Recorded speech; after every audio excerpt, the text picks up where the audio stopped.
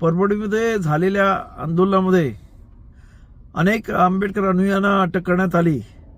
त्याच्यात एक दुर्दैवी सोमनाथ सूर्यवंशी याचा पोलीस कस्टडीमध्ये मृत्यू झालेला आहे आणि तो अत्यंत संशयास्पद आहे। आणि त्यामुळं आमची मागणी आहे की जेवढ्या जणांना त्या पोलिसांनी पकडलंय त्या सर्वांना सरकारने ताबडतोब सोडून द्या, त्यांच्यावरचे गुन्हे काढून घ्या। आणि ज्यांनी भीमसैनिकांना अत्यंत निषेधार्थ अशी मारहाण केलेली, अत्यंत अत्याचार केलेले आहेत, त्या पोलिसांवरती ताबडतोबीनं चौकशा लावा।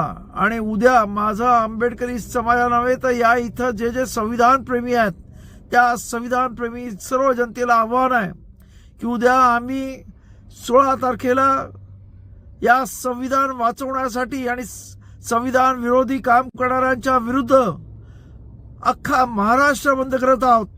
आणि त्या महाराष्ट्र बंदला सर्व संविधान प्रेमी जनतेने पाठिंबा द्यावा आणि या बाबासाहेब आंबेडकरांच्या भीमसैनिकाला संविधान वाचवण्यासाठी शहीद झाला त्याला भावपूर्ण आदरांजली श्रद्धांजली व्हा, एवढं आव्हान महाराष्ट्रातल्या जनतेला करतो।